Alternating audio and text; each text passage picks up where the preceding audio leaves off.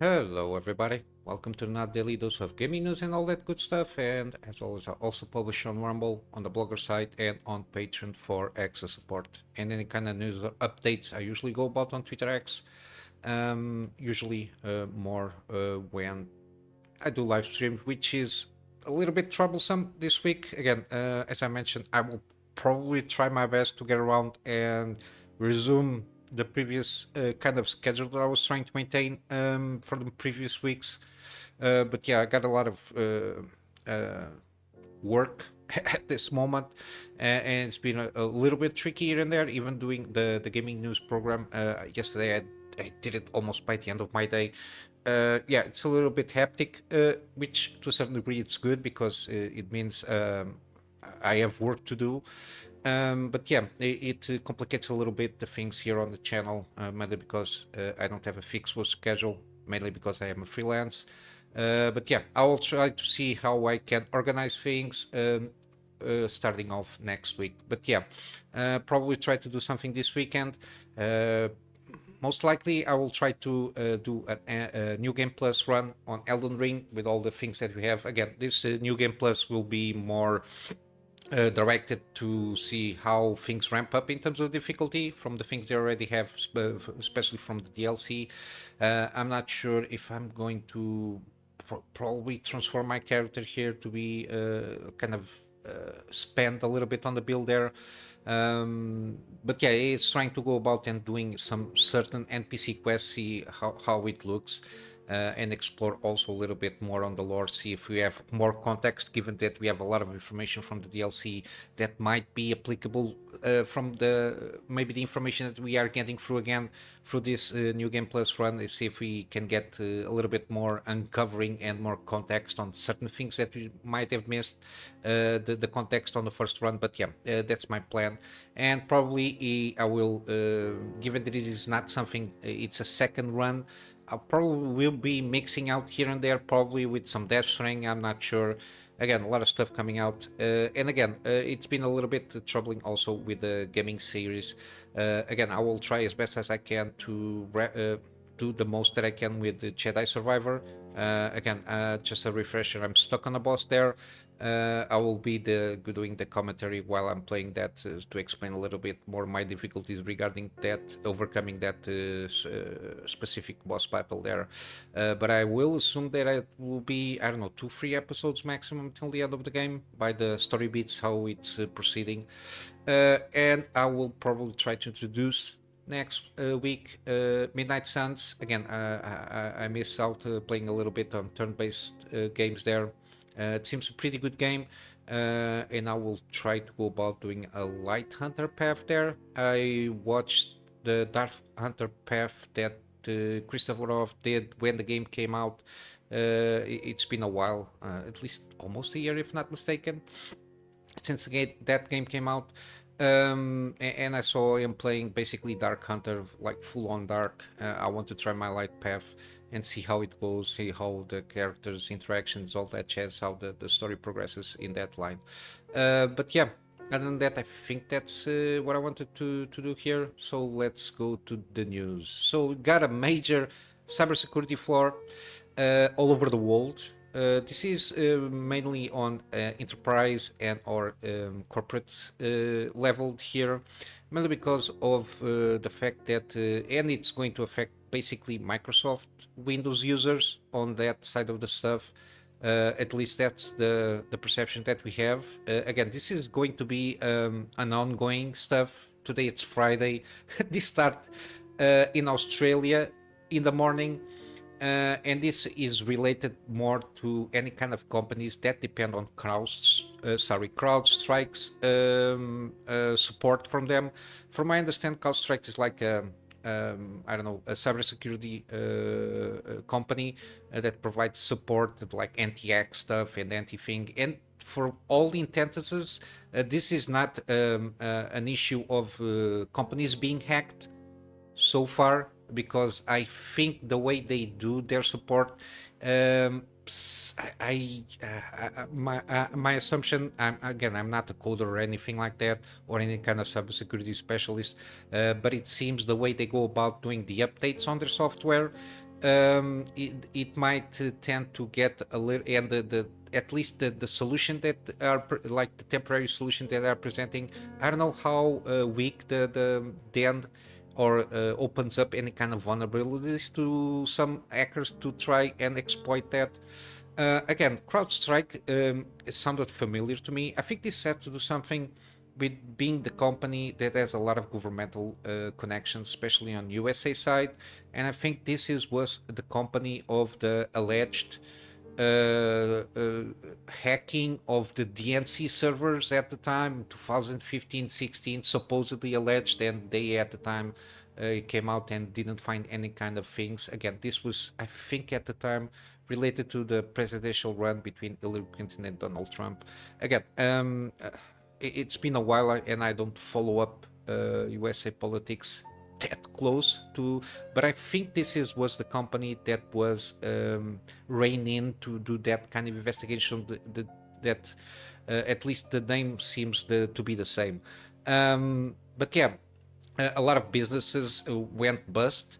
From airlines, 911 emergency calls. Again, everything is digitized, like software support, like reporting, especially on the emergency services. I don't know about firefighting kind of capabilities, response to that, but a lot of airlines and a lot of huge companies, even the, I think, London Stock Exchange is getting outages at the time of this article. Again, as you can see, this is a developing story. Again, this is going to be, you're going to see throughout this weekend is going to be a shit show regarding a lot of companies, a lot of reporting from a lot of channels regarding this. Again, this is not good.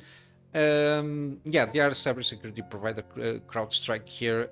Again, what happens basically, I think the way they went about it, it's a little bit, the software itself as, how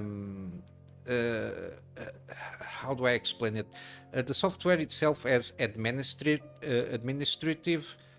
privileges here, because I suppose when they launch updates to the software, I think it's automatically done. So you don't have like a prompt like Windows updates and the such. Usually when you have, or any kind of software that you usually have installed, when the update needs to be done, usually you have a prompt. I think this is done remotely, which to a certain degree gives itself to vulnerabilities there. So if anybody can enter, and this is going to be a very good window opportunity to a lot of hackers to especially attack CrowdStrikes, given that this is like an emergency thing. So there's going to be a lot of confusion around a lot of companies, corporations. I think they might try to do some shenanigans regarding CrowdStrike, some kind of group hackings. Because there is a lot of interest in a lot of information that they can access and then basically make usage of that information. But yeah, it's not going to be a pretty sight, given that it is a Friday. A lot of at least at this moment in time, given the problem that the Windows devices seems to be on the blue screen of death, like on the death loop boot there, which is basically what happened to a certain degree. It's not the same thing on the consoles that with the Xbox 360, but basically what it happens, usually these kind of issues appear on Windows devices that, for example, have some hard drive corruption on the system side. Sometimes they just restart like until they die.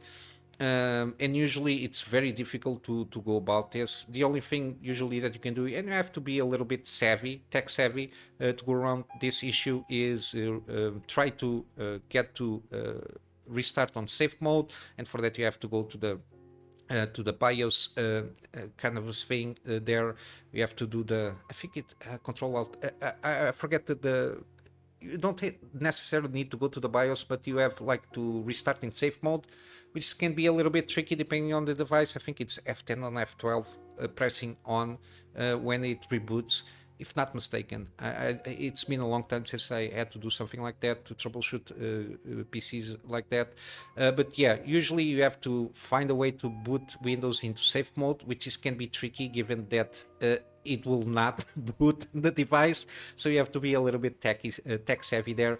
But basically it's boot the Windows to safe mode, or try to get around the Windows recovery environment and running in safe mode, and then you have to navigate to system file folders there until you find Crowdstrike directory, and then find the file, the specific .s the sys, and then delete it, and then supposedly you can boot the device there normally, and everything should be okay.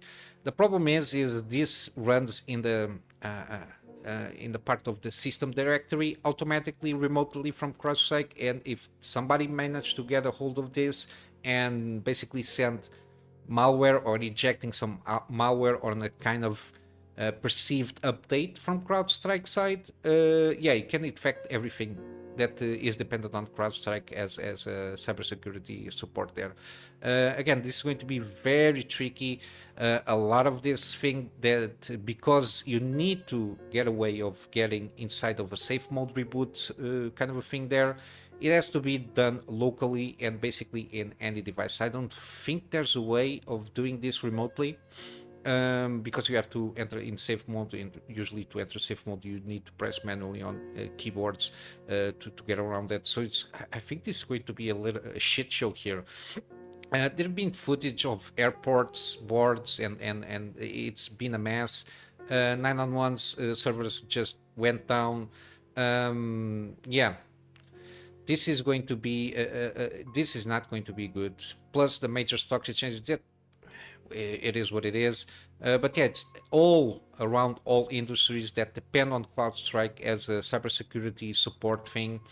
I'm not sure because this started in Australia very early in the morning in their time and spread out basically until United States. We've been seeing a lot of stuff coming up to United States, even in the time zone of LA. People starting up, waking up with all of these shenanigans happening here. Again, this is supposedly a flaw from CrowdStrike. Again, I don't know how they didn't beta test this, like in closed loop to see. Again, we don't know exactly what happened here. We don't even know exactly if, for example, CrowdStrike was hacked and somebody just wanted to break down infrastructure. It might be a possibility here. It's plausible. But yeah, but the fact that how they implement the things, which is basically remotely, I will suppose there's no need authorization from the end user of the machine or any kind of authorization. I think it's something that it's done remotely. And yeah, this is to a certain degree a very weak point on the infrastructure of security on a lot of places. Because supposedly CrowdStrike is very has a lot of clients, even state clients, I will assume. Yeah, this is not going to be good. This is not going to be good. Again, the only thing at this moment to avoid any kind of this is doing this manually for the time being. I don't know how they're going to manage to inject a solution remotely, given that the all the devices are in the death loop and just prompting the blue screen of death here. Yeah, this is going to be tricky. I dealt with some computers when they have these things. Usually it's about when the hard drives, like old spinning hard drives, they got an error, or like even physical errors inside the disk themselves. It's very tricky to try to recover from this. Usually when people ask me any kind of opinions is when you have a PC and if you have the ability to do so, it's you just use one hard drive just to install the system and run the programs that you need to run, and then any kind of extra information like files, photographs, backups of stuff, you always do in the different hard drives. That's always my recommendation. The same way that I do to my PC, on the main drive where the Windows is installed, I only have my Windows and the programs that I use, including like Steams and the editing softwares, and everything is installed there. And any kind of extra stuff that is like information is put on the secondary drive where I have my storage, let's say, of every kind of footage and everything. Even when I do recordings and such, everything is being recorded to a different drive from the things that I'm working on. So I try to avoid any kind of loss of information. In the case that something like this happens, I can just basically just reinstall the system and do all over again, then to try to fix something, to try to recover any kind of information that I need from any kind of device. But yeah, not everybody's going to do this kind of thing, and especially corporate, any kind of companies usually just have like any kind of PC that's going to be, it's going to have only one disk with the information there, and there again, because everything is connected. I don't know how they're going to deal with this, except having tech specialists going locally to the machines, entering in the in the safe mode and do all this thing, like locate the file, delete the file, reboot normally, and hope for the best that afterwards it can connect to internet, and the Crowdstrike does the update properly in the background. But yeah, this is going to be, to a certain degree, it's going to be funny, even though it's not funny, given that a lot of emergency services, especially from the 911, which is the United States ones, they are completely out, basically. They cannot basically record any kind of occurrences and such, which is very bad. But if it wasn't for that, I basically can would tell that it's kind of funny to a certain degree, and it's into a bigger kind of picture here. It shows how fragile the system is, given that one company doing one update can basically shut down countries to a certain extent in several things. Again, if you have emergency services completely shut down because of one file, basically, which is the update file, yeah, it tells you a lot how fragile the system is, and yeah, I think there's going to be a lot of shit going through Crowdstrike at this moment in time and in the future. I'm predicting some Senate hearings and such in other countries, or similar things that they do in other countries regarding this situation, because yeah, we don't know how vulnerable the devices and the infrastructure is at this moment. And again, hackers will try to take advantage of this for sure. They might not succeed, but they will try to get around and take advantage of this situation. For that's definitely, yeah. And even, for example, banks are shut down because you cannot open accounts, withdraw money. You cannot withdraw money at the counter because, again, the teller that needs to access your account to see if it is yours, and then do the digitally thing to do. A lot of shops just are accepting cash only. Yeah, it's a shit show. And yeah, again, it's been a couple of weeks, very intense couple of weeks to say the least, in the world. Yeah, we'll have to wait to see how this is going to go, but yeah, doesn't look good from any kind of way that you see about this, especially with this thing. And continue with some not good news. Similarly, again, because of people are been telling Game Pass will have to increase prices on their Game Pass stuff there. Even though they, at the time of the acquisition of Activision Blizzard, they promised they will never increase the Game Pass. And again, now they are hot water with the FTC in the United States. They supposedly filed a document with the US Court of Appeals on Ninth Circuit. I don't know if it is something to do still with the merger stuff there or the acquisition thing, claiming the decision to increase the price of Game Pass was a move by a company exercising market power, so basically monopoly practices here after its acquisition with Activision Blizzard. FTC filing states that Microsoft price increases and product degradation, which is something that I didn't specifically mention this, but it's one of the things of the new plan, the fact that they removed day one access to the service if you have a lower tier, and you can only have access by basically upselling you the ultimate thing that they have, which is not good. But yeah, product degradation combined with these reduced investments in output product quality via employee layoffs. Again, they also mentioned the layoffs, studio closures and such, basically right after the acquisition was finalized, are hallmarks of exerting its power on the market. Yeah, but basically here, Microsoft is discontinuing the $10.99 month console Game Pass product. Users of that product must pay 81% more to switch to Game Pass Ultimate. For consumers unwilling to pay 81% more, Microsoft is introducing a degraded product, which is Game Pass standard, at $14.99. This product costs 36% more than console Game Pass, which is the $10.99, and withholds day one releases. That's why they are calling degraded product. They're selling there. They increase you the price of things, and they remove you certain features of that product there. Product degradation removing, which is basically what they did there, the most valuable games from Microsoft new service combined with price increases for existing users, exactly the sort of consumer harm from the merger that FTC has alleged. Again, they were proven right to a certain degree that this was a bad decision to make.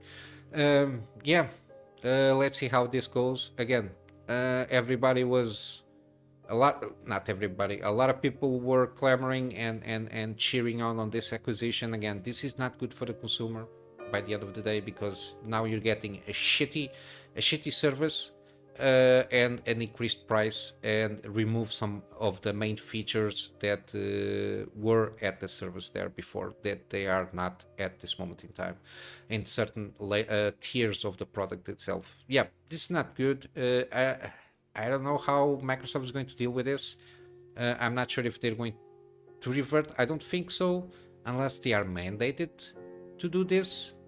I don't know how this can be legally imposed on the company, or if I'm not even sure if they can be like unmerge this situation, like or mandated to break down the company in certain aspects. I don't know how this is going to do. I don't know how much is possible to do regarding this situation, but yeah, it doesn't look good for Microsoft at this moment in time. And then finally, we got what I was looking for to a certain degree, kind of a news covering the CPU problems from Intel, especially the 13 and 14 gen. I heard some of them, like I saw some headlines like 100% failure stuff there, but I think it's a more localized situation here.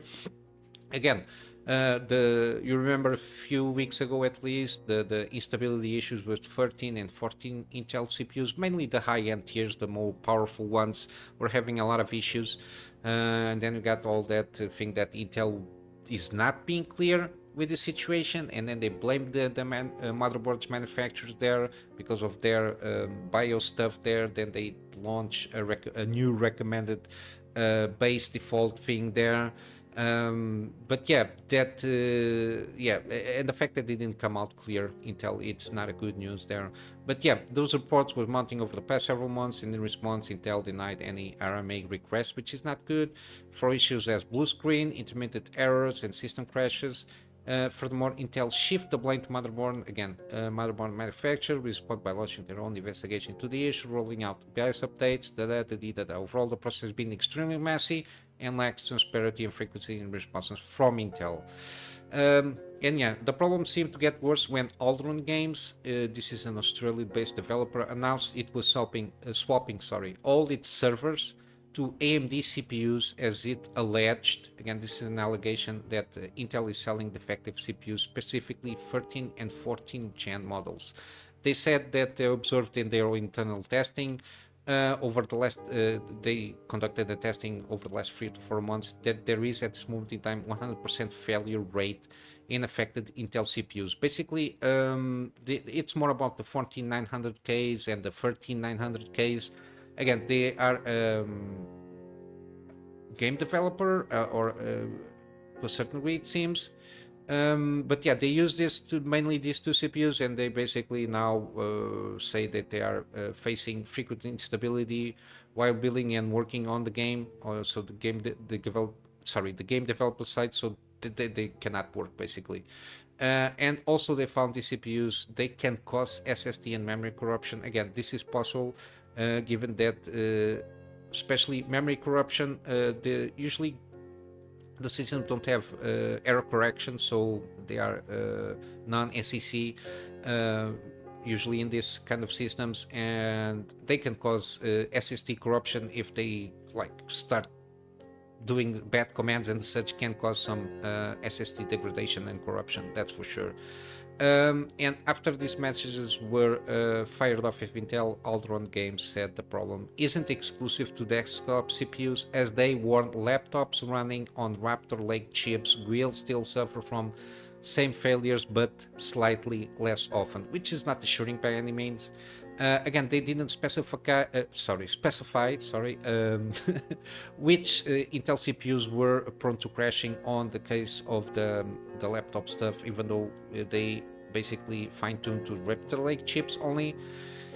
Yeah, Intel is not looking good, even though supposedly the new chips that are coming out, the new CPUs, might be good. But then again, if you have at this moment in time CPUs at this moment they are failing left and right, this is not looking good for them at this moment in time.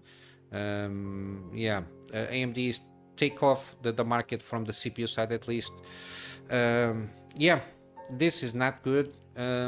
So again, that's 100% failure rate now. It's basically alleged at this moment in time from this Aldron Games developer. But yeah, it's not good. This is not good. And specifically with AMD coming with the Zen 5, they similarly are misleading consumers, let's say, or trying to mislead the competition with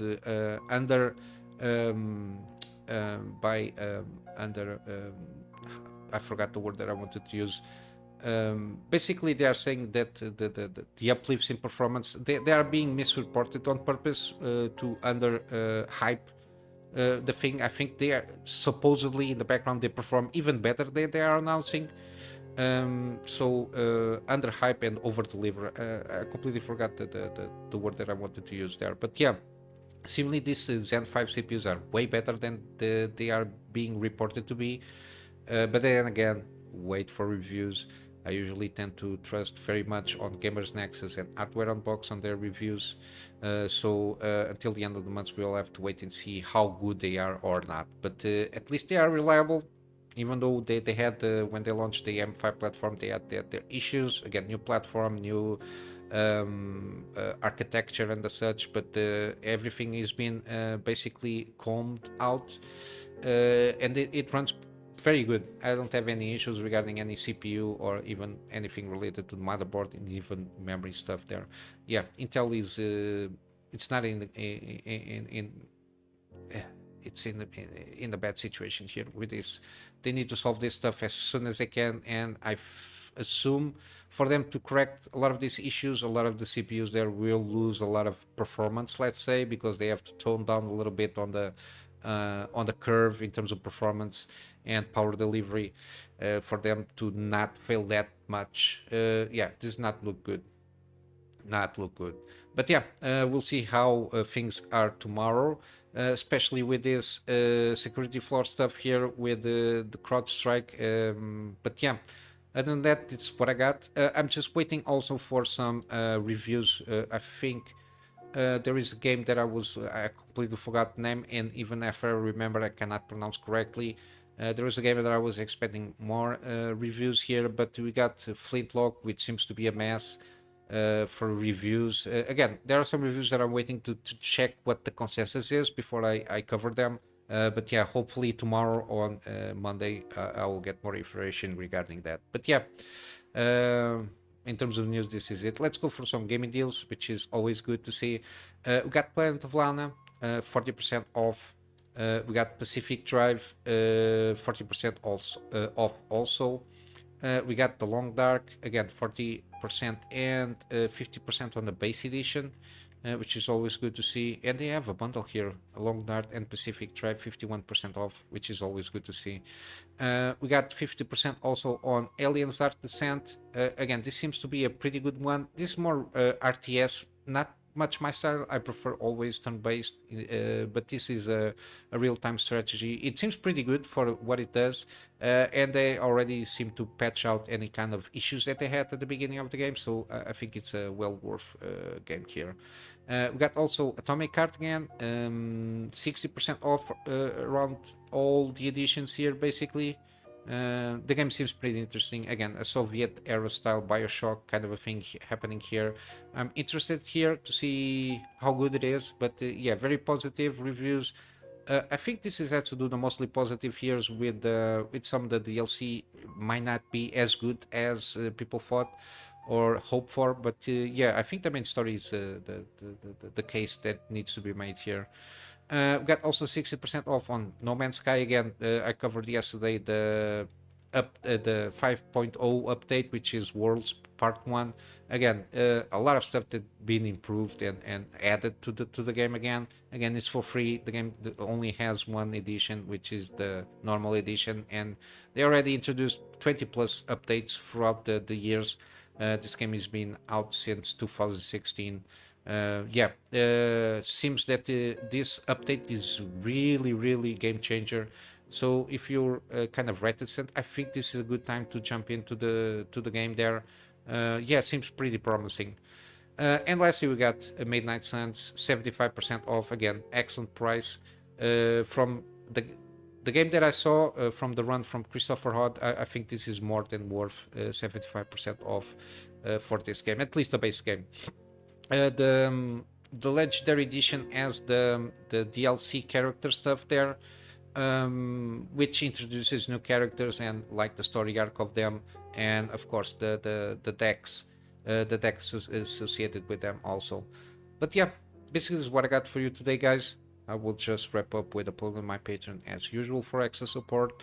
The access support is for me to focus a little bit on the storage solution, for me to be able to get backups of stuff that I do for my private clients, and of course some extra storage for the videos that I do for the channel. And with all that said, I hope you have a wonderful day, and I will see you in the next one.